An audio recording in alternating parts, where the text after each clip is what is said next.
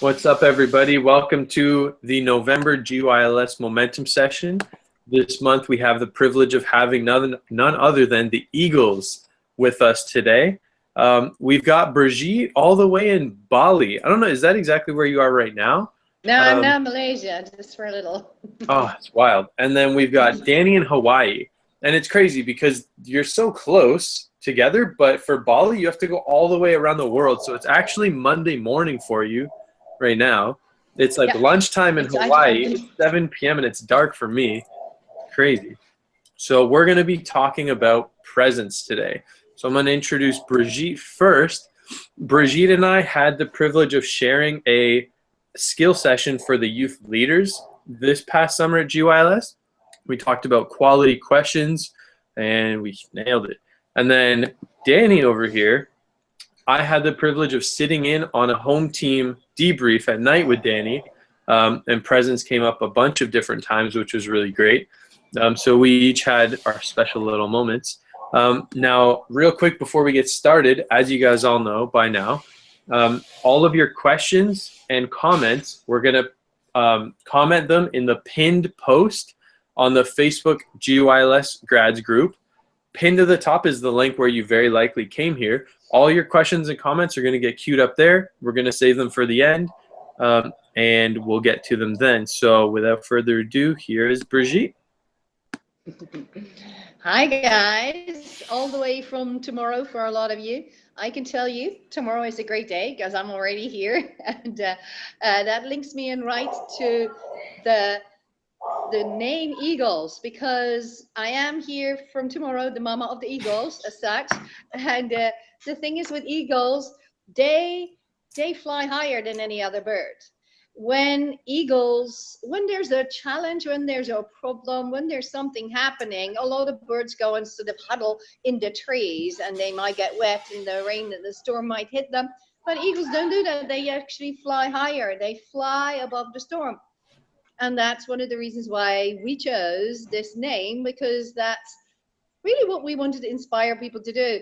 And with this great leader that is going to lead most of this momentum session here, that is exactly what we did, and that's what he exemplifies in his life.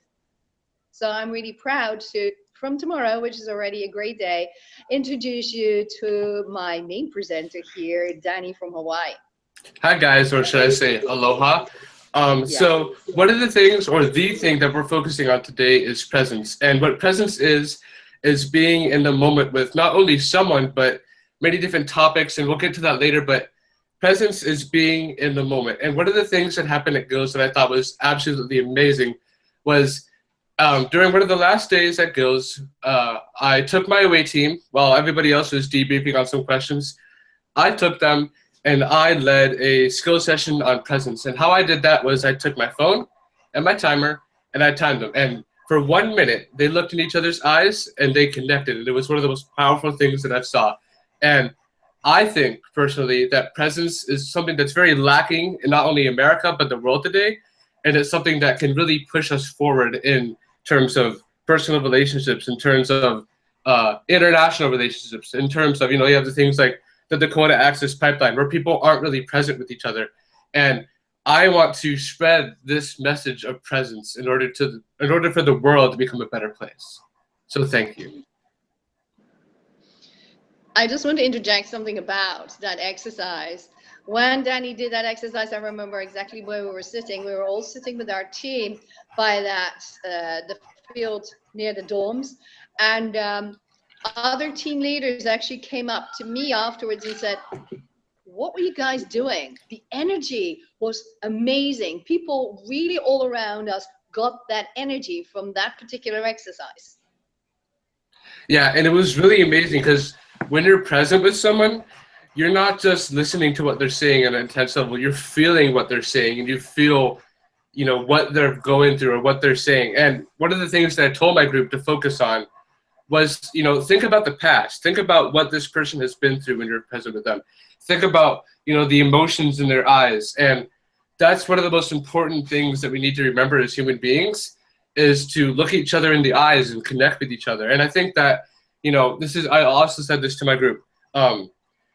when I was growing up, personally, I didn't look at each other in somebody else's eyes. And I feel like that's a part of me having ADHD. And that's also a part of humans thinking in terms of factions and humans thinking in terms of, I'm afraid or I'm scared. And so when someone looks you in the eye, what most people do is they look away or they find something else to focus on. Because when someone looks you in the eye, it's very like, animals look each other in the eye to dominate each other. They don't do it to send love. And I think that's one of the only things that humans do differently than animals is that we send love through looking at each other. So when you're looking at someone and when you're looking in someone's eyes, you need to send them love. And don't be afraid to look at someone's eyes and give them that presence. And the other thing that we remember from GYLS and also perhaps other Tony events is this this notion of sending somebody love by saying, thank you, I love you. And I don't know about you, but it's made a huge difference for me. I've used the Ho'oponopono from your country, Danny, a long time. And specifically those words, thank you, I love you. Maybe even saying inside yourself, whilst you look somebody in the eyes, just adds a whole nother quality and a whole difference when you are with someone. Right.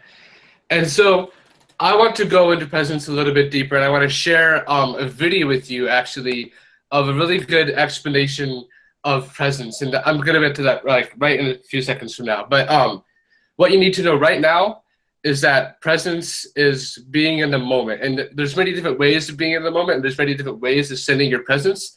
And this is what I'm going to achieve by showing you this video. So just a little bit about the video. If you hang on a minute, this was actually posted on our trainer page by David Taylor, who's one of my colleagues, about presence. He uses it a lot. And when I saw it, I was reminded that I've worked with this lady for, well, a couple of decades. And she actually teaches at main theaters. So she teaches how actors, how to do Shakespeare, really right high up there in the world. And she teaches this to actors, and she has a really neat way of explaining it. So that's why we thought it's lovely to show you this at the beginning, because it just adds another dimension and another part of understanding to this whole concept of presence that we thought would be valuable for you. Perfect. And this video is all set. So Danny, feel free to hit play. all right. So I wanted to tell that story. So we'll talk about the second circle. About 30 years ago, when I started to teach, I became very upset with a lot of the teachers I worked with, because they would say things to me like, oh, he's got it, she hasn't. And that upset me because, as I said, I'm stubborn, and I was also taught with a lot of cruelty, so I don't like cruelty. It's funny that, isn't it? At the centre of every Shakespeare play is a central message that we must not misuse our power. And I've seen more people doing Shakespeare misuse their power over others. Now that's interesting. I'm getting controversial, aren't I? Any case, I was doing this work, and I started to think, well, I actually can see that person has got it. And that person has it sometimes, and then they don't have it. And at the same time as teaching in drama schools and professional actors, I was teaching in 2 top security prisons. And what was very clear to me is that every prisoner I was teaching had it. Because in order to survive in the prison, they had to be present. They might have got very good at hiding it, but you never saw one of them relax. In fact, some of them said to me, we can never sleep because we're always having to be present. So as I developed this work, I started to believe that we had 3 circles of energy, that we worked within 3 circles of energy. Now let's get this very clear. We need all 3. We can move very rapidly between the 3. We can be very good physically in a circle and not very good in another way. If I divide us into, you know, the physical, the intellectual, the emotional, and the spiritual. But a great performer is in one circle all the time, and that's called the second circle. But this is what I discovered, and I'm going to start doing this work, and eventually I'm going to ask some of you to do it with me, if that's all right. Is that terrible? I won't pounce on anyone, you know. I'm not going to do that awful. First circle energy is energy that falls back into you, often in the body. And I'm going to talk about the body, the breath, the voice, the ability to hear, listen, the ability to feel, the ability to think in these circles. But first circle, here we go.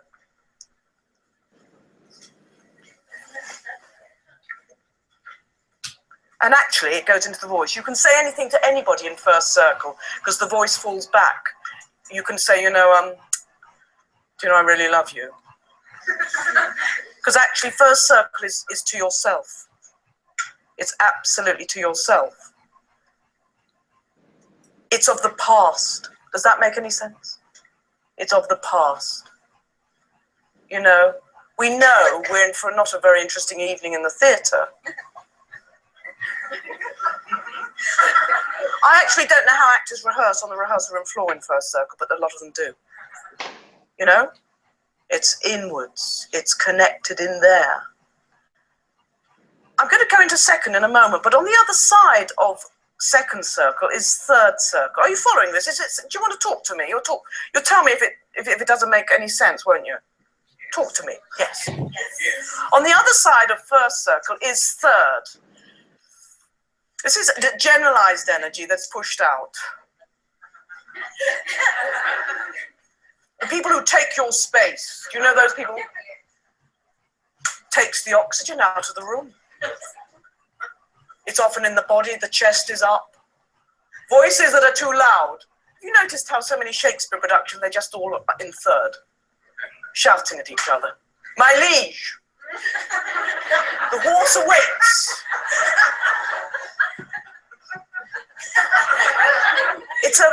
Third circle, though, is very dangerous because it seems like it's energized, you know? The energy's going out. It's of the future. Does that make any sense? You're pushing out. It's very controlling. We sometimes need third circle energy. We sometimes need first circle energy. But this amazing thing of being present, which is an exchange of energy between two people, that the focus is absolutely on something. It could be a human being. It could be playing with a toy. It could be listening to music. It could be reading a book in second circle. So you're connected to it and it's connected to you. It's the give and the take of being present.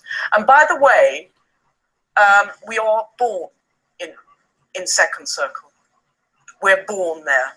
Every child comes onto the planet alert. It is the circle of survival.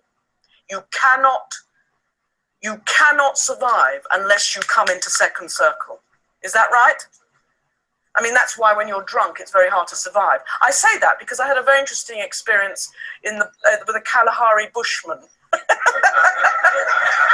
came off the wall, didn't it? If you ever walk through the bush, you're in second circle. And by the way, I think the nature of Shakespeare heightened is that they're all in second circle. I mean, I'm too old to be rigid.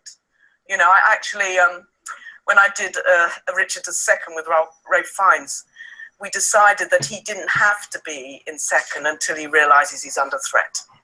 Because actually, I'll talk about first circle a bit more, but are you with me? So the Kalahari bushman, I just, you know, because there's me and I ask questions. And I said, does a lion ever get you lot? Because actually, if you go into the bush, you hear stories of, you know, tourists being eaten, you know? And he just looked at me and he said, only when we're drunk. So, second circle, survival. It is the circle of energy of absolute intimacy. You cannot be intimate. I always say this is very trivial. Sorry, I go from the profound to the absolute trivial. If you want to seduce somebody, take them out to a restaurant and be in second circle with them. Just be with them. Here we go, all over the planet. You talk about Shakespeare, and the first line people say to you is, to be or not to be? That is the question. And actually, that is the question that I'm asking and that I'm actually writing about in the second circle. Are we present or not? Hamlet could just have another gin and tonic and not face, do you know? The choice in life to come back to our presence. Of course, life is going to batter it out of us. It batters it out of children. I remember teaching in very tough schools, and a child would go away for the weekend, absolutely present, and come back the next Monday, and you'd lost something of them, you know? To be in second circle is this continual sense of being present. And if we lose it, knowing how to come back. Actors over the weekend said to me, well, you know, when I go for an audition, everybody on the panel is in first circle. Is that right? Well, not always, but it's a...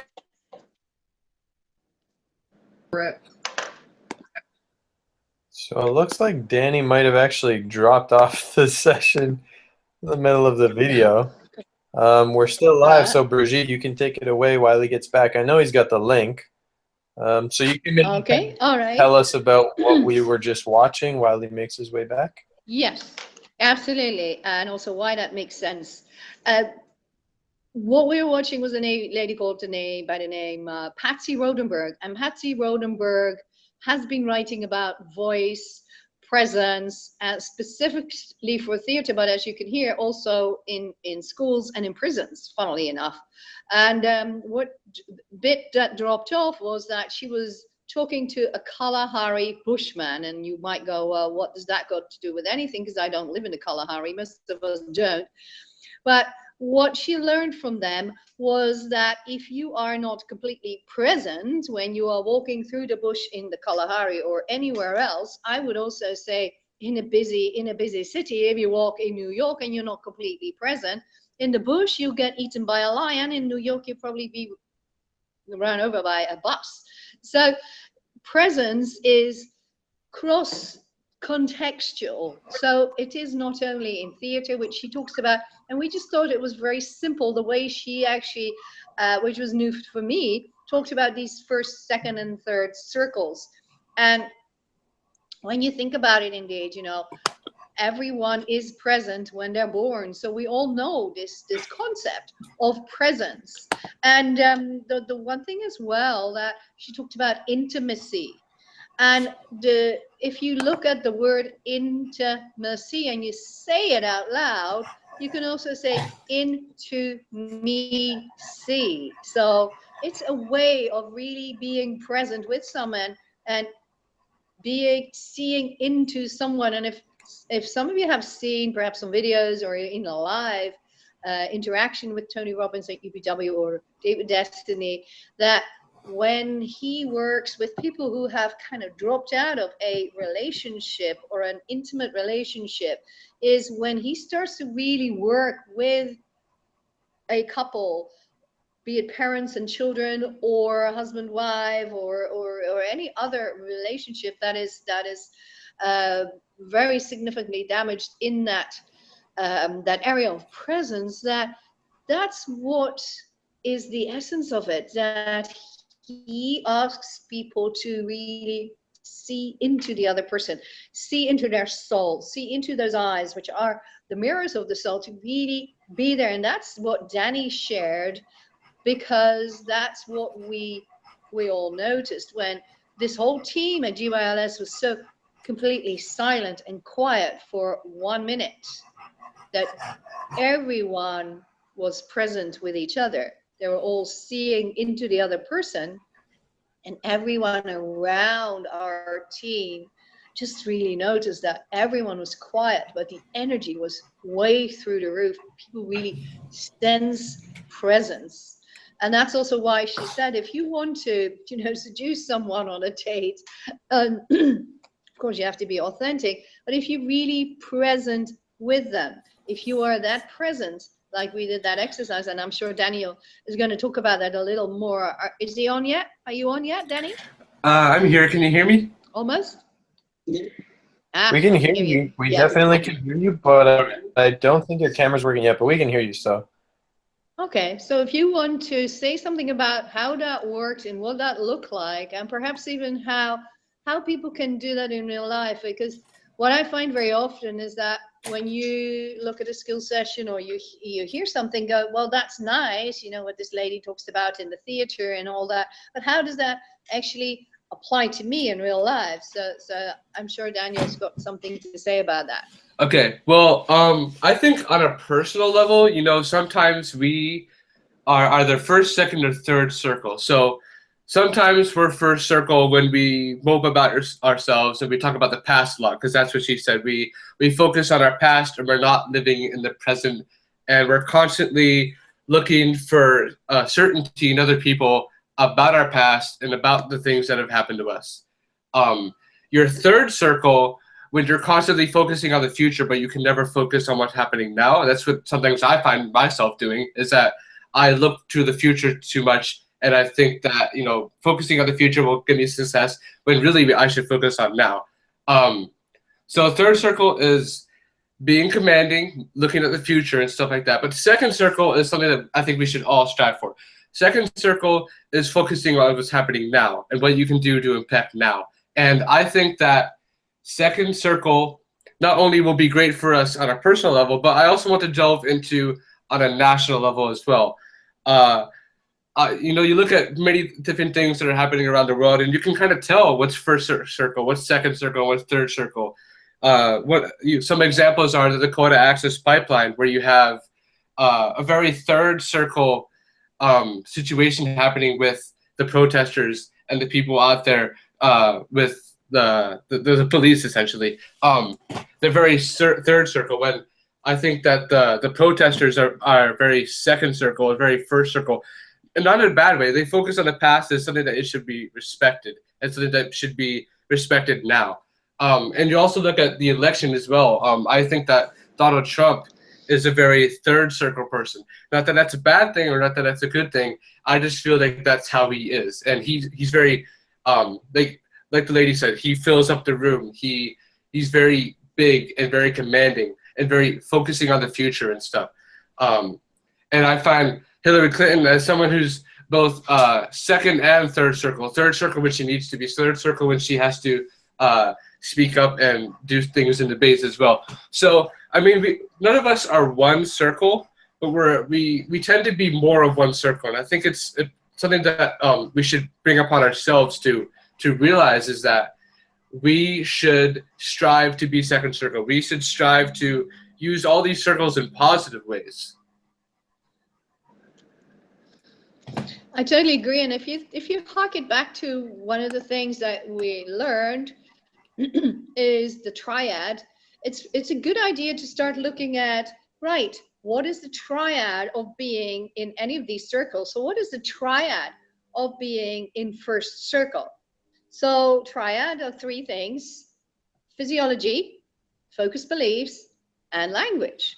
Right, so the physiology of someone being in first circle, and you down whilst we talk about that triad, you saw that with this lady Patsy. She was kind of slumping on her sofa and really focusing inside, not really, you know, being present, not really looking anywhere. You know, if I was kind of, you know, first circle, I would maybe be writing. I would not be looking at you.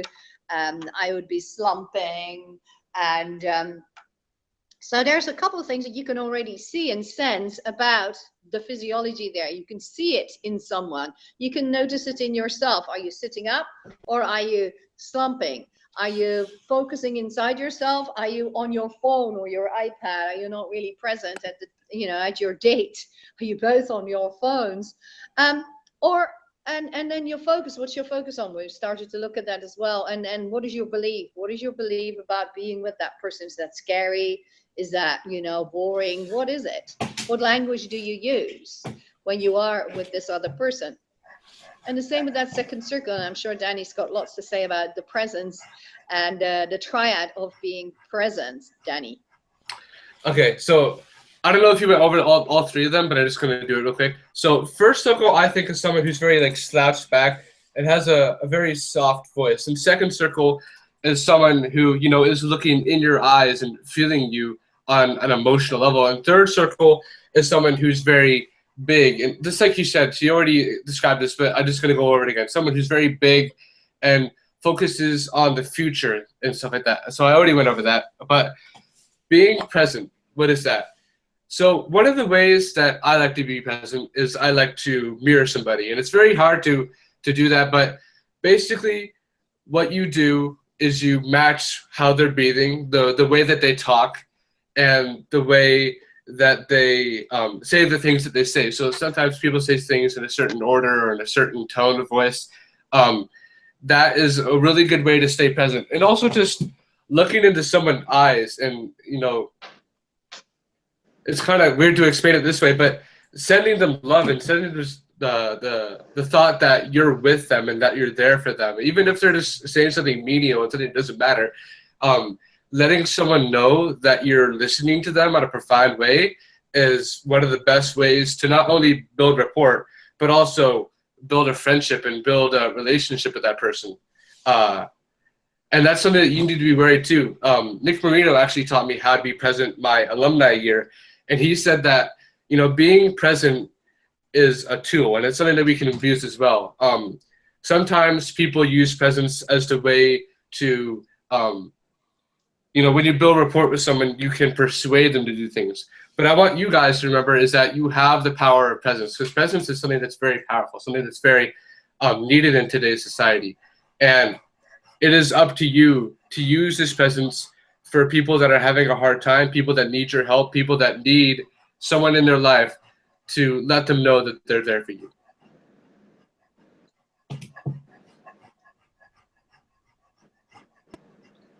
Brigitte, I'm sending it back to you. We actually have a question. It might be a good time for a question. Okay, I'm going to just be a bit creative with where I am because my battery says it's a bit low. So I'm going to dive down to the PowerPoint. So just bear with me while I'm doing that. Great. So I'm going to go back to Danny while you do that. And hopefully you can hear this question. Right, sure. Well, you can, we can still ask me a question. I can multitask as a woman. All right. So I'm going to read out the question. It was posted 15 minutes ago.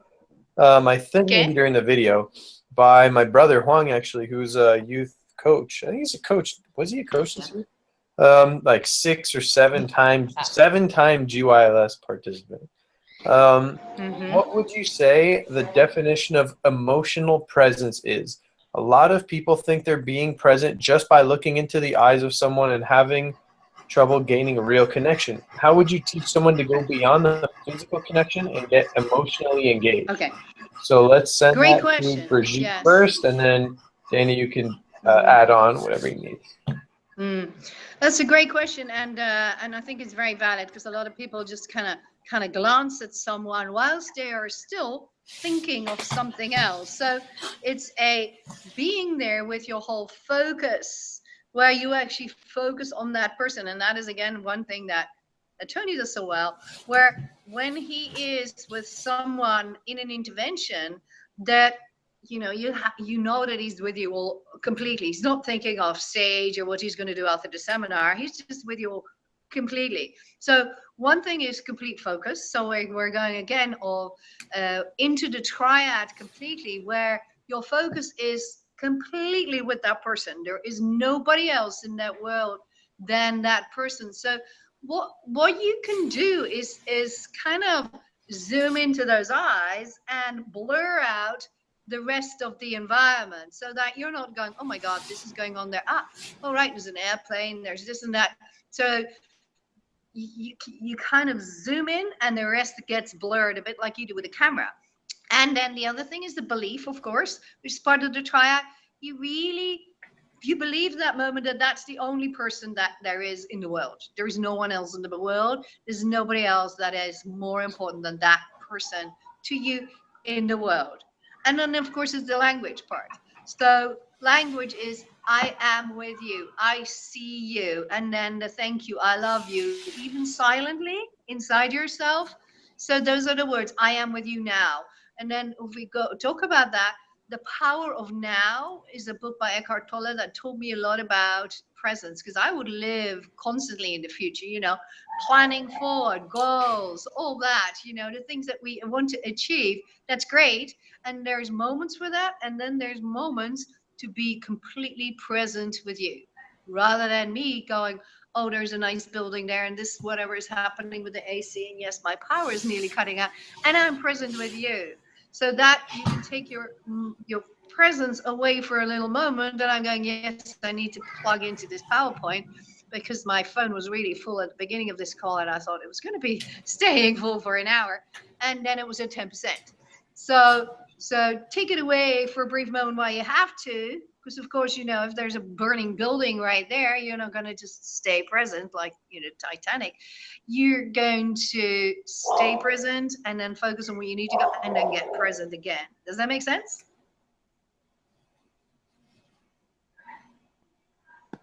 Yes, Yeah, and do you have anything you want to add to that? Yeah, okay. So one of the things that Brigitte said is that when you're present with someone, everything kind of blurs out, and that literally is what happens. And I want to share with you guys a way that you can practice presence with yourself.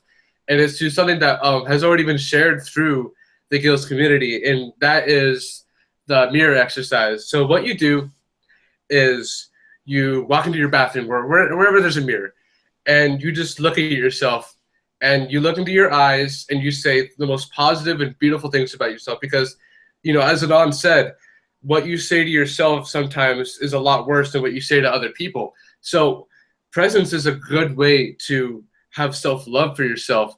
And so like I said, just go into a bathroom, look at yourself in the eyes and say the most beautiful things you know about yourself. And that's a really good way to, you know, understand what presence is on an emotional level, and also to be confident within yourself and be confident within going out there and being present with others. So sometimes we're scared to be present. Sometimes we're scared to look at people that, like I said, and practicing it with yourself is a really great way to accomplish that.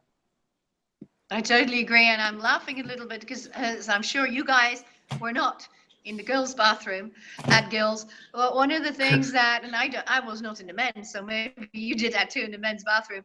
But what typically happens during a GYLS as we go more and more into the days is that people start to post little post-its, little hearts on the mirrors that say something like, you are beautiful, you are enough, you are gorgeous, I am beautiful. So that when you wash your hands and then after that look in the mirror, you say those words of affirmation to yourself. Does that happen in the guys' bathroom as well or not?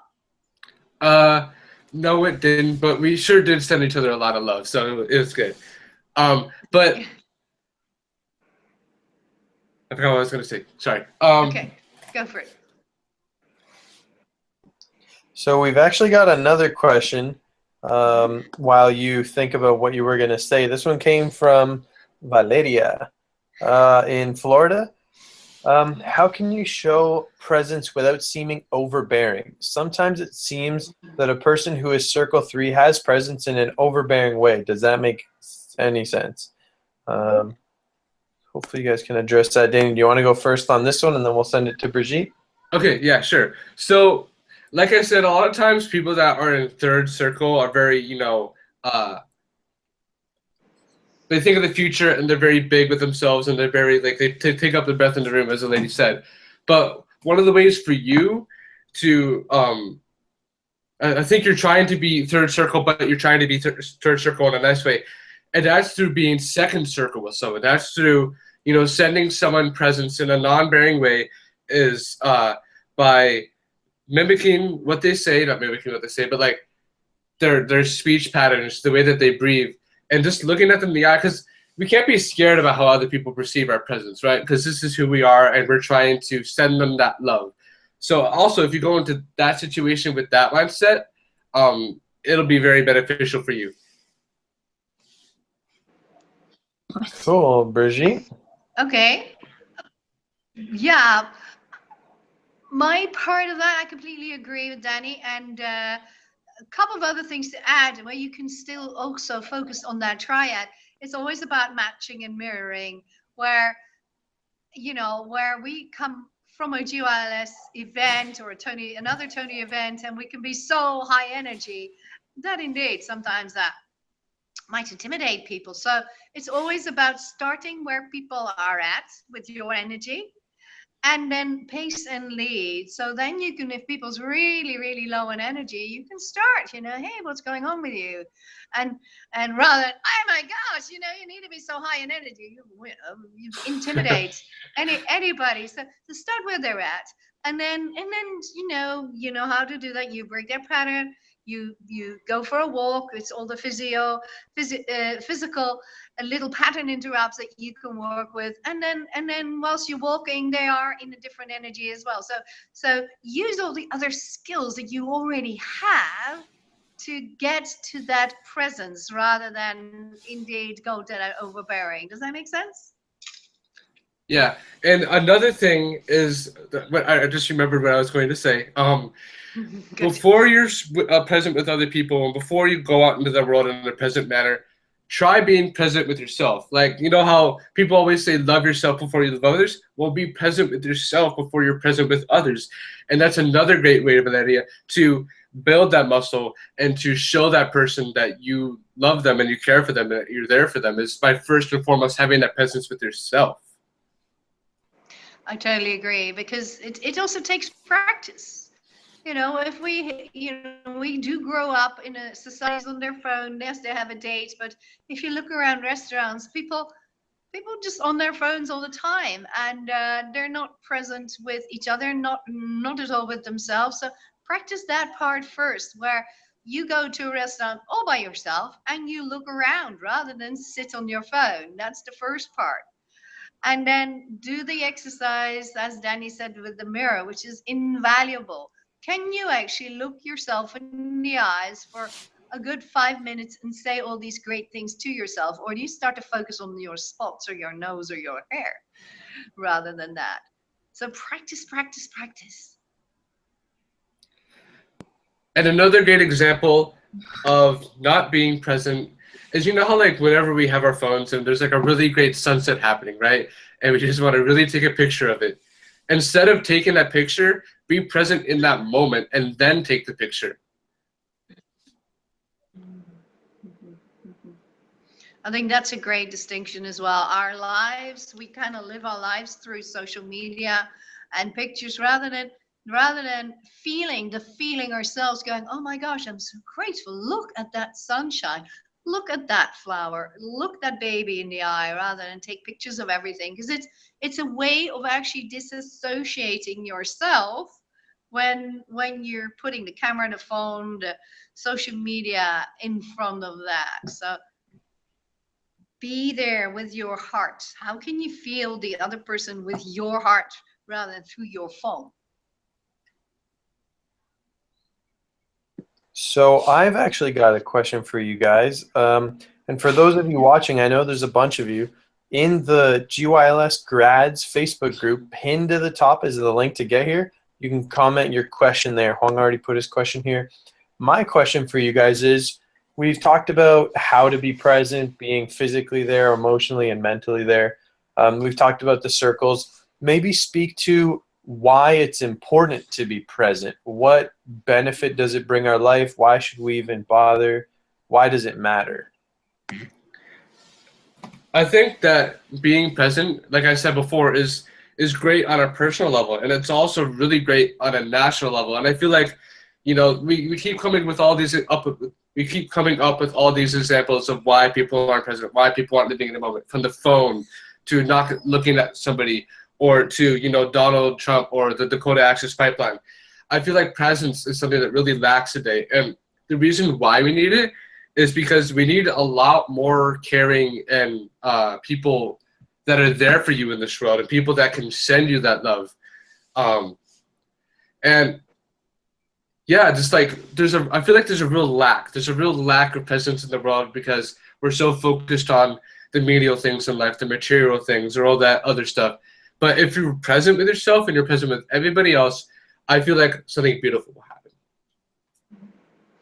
I agree, and I think it's sometimes useful to kind of look in your own life and say, how is my life when I'm not present? First or third circle, and how is my life in second circle or being. I know for myself that when I go out with my husband and I'm on my phone in first circle or even in third circle, that I feel less connected. I feel less love and loved. And that's not only with my husband, that's with my children, that's at an event, that's when I talk to Danny, that's when I'm anywhere. So it may be good to look at your own life and say, hey, how does this work, this life, without me being present? What experience do I get from my life in all these different areas? And how is it different when I am present? And what are my benefits? For me, the benefits are very clear. When I'm present with my husband, for instance, I just feel this real connection. I feel there's that flow between us. I feel that we can co-create rather than just be two entities sitting there, and we could be two chairs rather than two people. So there is this. It's when they say, you know, when there's two people together, it's not one and one, it becomes so much more. And for me, presence adds that. Otherwise, it just stays two people. You can have two people that wait for the bus and don't say anything and are not present with each other, and they just stay two disconnected people. Whereas if you start to talk and you be present with each other, a complete stranger, magical things can happen. Who's ever had that happen? That you meet another person, you go, what an amazing person. And you could have easily just sat on your phone and said nothing. So that's, for me, that's what presence really adds, that humanity, that being present, that intimacy, that connection. How about you, Danny? And it's all something that we're guilty of. We're all guilty of looking at our phones during a conversation or something like that. But it's up to us to make those small decisions in life that will really add up and add more fruitfulness and much more variety to our lives that we need. We need to be more present. We need to get off our phones. We need to go out and explore this beautiful world that has been given to us. And we need to send it love and send it everything we've got, just by these little decisions that we make. Cool. So I've actually got another really good question, because so when I first started the momentum sessions 3 years ago, I ran the first session and it was on presence. And so I got a ton of questions, and this was one that came up that for whatever reason I just remembered.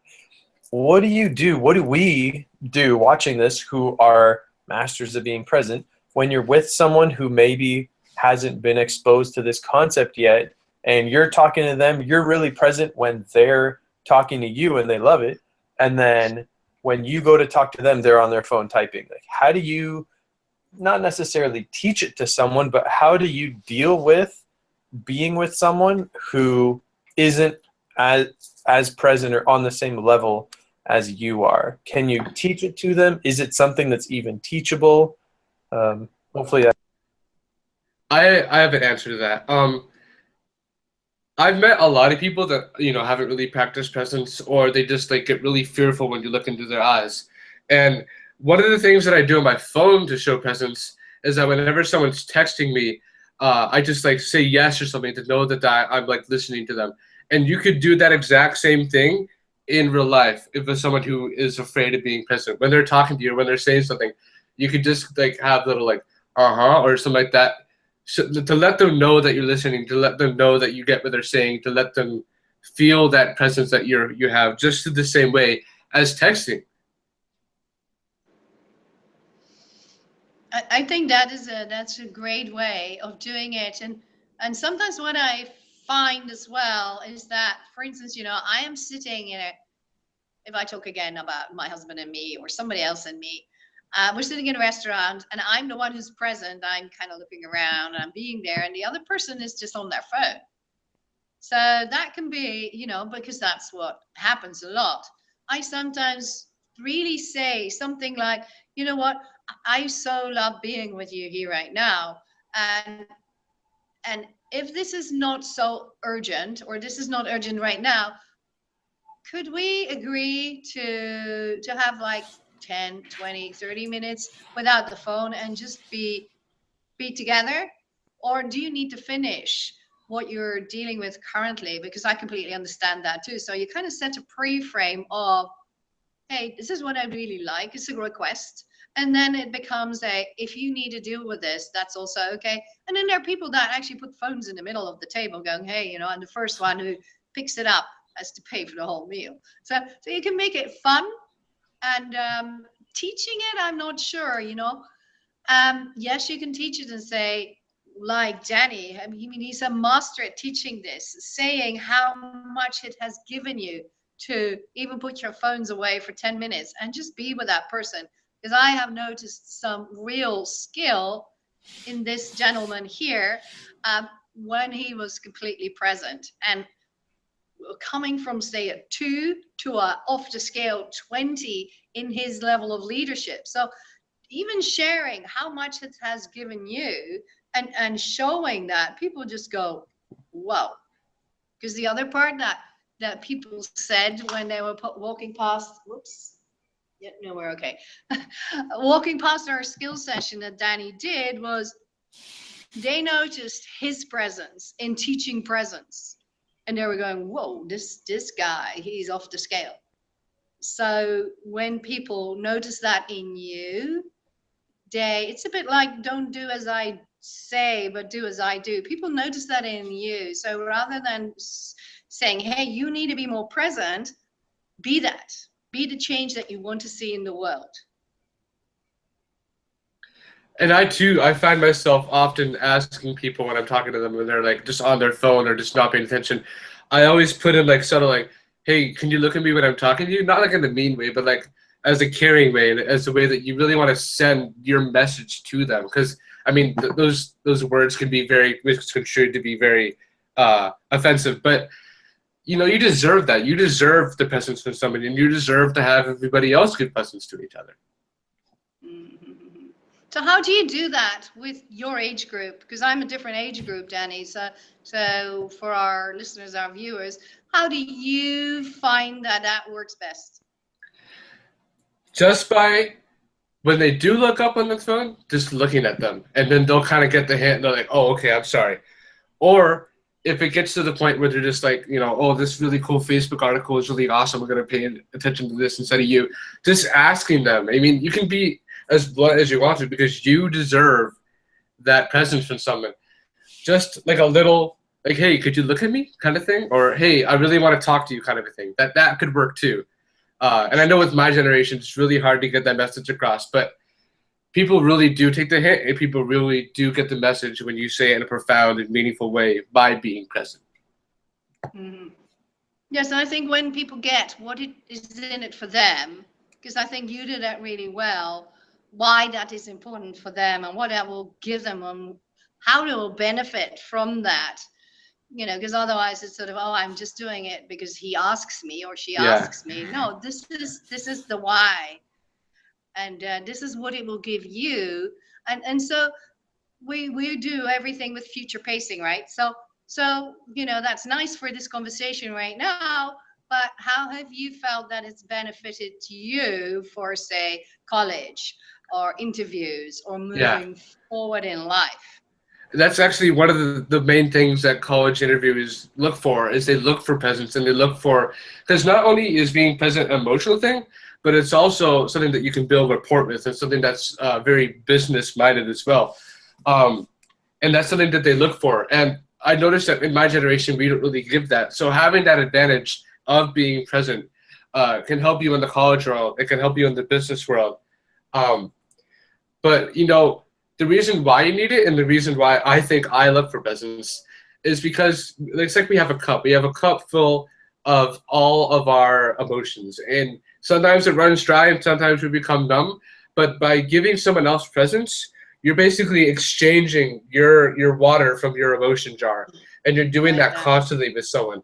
And I think that, you know, having that presence, having that emotion in your cup really will make your life better and make you more eager to go out in the world and do things, more eager to have experiences with people. Like, I remember when I was having a hard time, you know, trying to be present, one of the things that I would do just to have that ounce of presence with someone and to get that little bit of confidence was to compliment them on their shoes. Even if the shoes didn't look nice, or even if, you know, it didn't matter what their shoes were, I would just compliment them on their shoes. And what happened was, you know, I get all different kinds of reactions from people. That's the beauty about life, is that we have all these emotions that can be opened up by being present. I remember there was someone who was poor and they had a nice pair of shoes on. And I said, hey, I really like your shoes. And it just lit up their day. Or, you know, because people look for that presence about how they dress. Or people look for that presence in many different ways. So just finding ways, little bit by little, to become more present and to show people presence will not only create basically like a little movement. Because, I mean, I remember when people said nice things about me, I would go and say, hey, like nice things about other people. But having that cup and just knowing that you have that exchange of emotions is great. I think that's a great point, because it is about that exchange of energy in our emotions, because people have become very guarded in sharing these emotions. And even if it's not really an emotion, but like now, you know, my battery was running out. If I'm just not saying that with you and I'm just going, oh, my battery's running out, and you're going, well, what's she doing? Whereas if I just share what's going on, then, you know, oh, her battery's running out, that's why she's moving around. So if you share, hey, you know, I've got a headache, or this is what's going on with me, that, you know, I'm frowning, but that's not because of what's going on with you, but, you know, I'm feeling a little bit, you know, my shoes are pinching or something. So the more we share about what's going on with us, the more people get that, because they get, you know, it's 7% language, guys, as we know, and the rest is body language, posture, etc. So people get our signals anyway from the way we behave. So if we then add the emotions that go with it, and we just say, this is what's going on with me, then people can understand that. And a way to be really present with someone, as you already said, is giving them a genuine compliment, rather than thinking of what's my next, you know, I'm here right now with you guys, but my next hour I need to be on the train. I'm not thinking of that. No, I'm talking to you. And a great way of doing that is saying, hey, you know, I really like that green t-shirt that you're wearing there. I can't see what it says, but I think it says aloha. But that is a good way of being in that in the moment, that you actually make a comment about that person that you genuinely mean, or I can't really see it. So you share. And I think that is the one of the big keys, that you know, you get that exchange of energy when you keep having, you say something genuinely about me, I say something genuinely about you, and that's how we build that with the building blocks of our rapport into that presence. And then when you meet each other again, it's almost like you pick it up again, and you kind of keep building on that. And the more and more you build on that, of course you can't assume rapport, but the more and more you build on that, the more you build that relationship, because it's all about being with people, is all about relationships. Yeah. And another thing, like Brigitte said, sometimes people have like a stern look on their face, and it's either because they're not being present with the current situation, or they're being very first circle. And a good way to get them out of that is by, you know, just asking, like, hey, are you okay? And what I've noticed is that as soon as you take the first step by showing presence to someone who's having a hard time, you're already on a path to getting them out of that depressed state and out of that first circle and into the second or third circle. So that's another great way to help someone who is being very first circle, or help someone who isn't being very present, is by just checking up on them and being like, hey, are you okay? Is everything all right? Even if you don't know the person, you can still strike up a great conversation and exchange that emotion cup. But yeah, just go ahead and be present in any way that you see fit, and let other people know that you're there for them. Awesome, guys. That was all amazing. I'm not sure if we have any more questions queued up, but we did get a comment. Valeria, who asked the first question, said, so proud right now to have been been part of the Eagle team, which is awesome. We've got about 5 minutes left, so if any of you watching have any final questions, make sure you post them in the grads group. And if not, you guys can maybe give each a final thought. We'll start with Danny, and then we'll end it with Brigitte. Okay. So I'll just do my final thought now. Are we doing that now? Right. Okay, we're doing it now. So presence was something that I honestly lacked in my life for the very first portion of my life. I was very depressed. I was very first circle.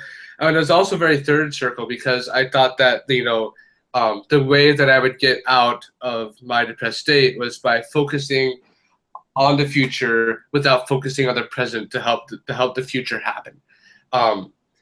So I really feel like presence is one of the most important things that anybody can ever learn. It'll help you in business, it'll help you in relationships, it'll help you in many different ways. And if you guys can hone this presence, you will find your life rapidly transforming. You'll become more confident. You'll become more outgoing. You'll do things that you never thought you've done before. All because you've taken these little choices in life that you can make to be more present and to let people know that you're there for them. And I don't know. I feel like it's a great thing, and it's something that everybody should own and have.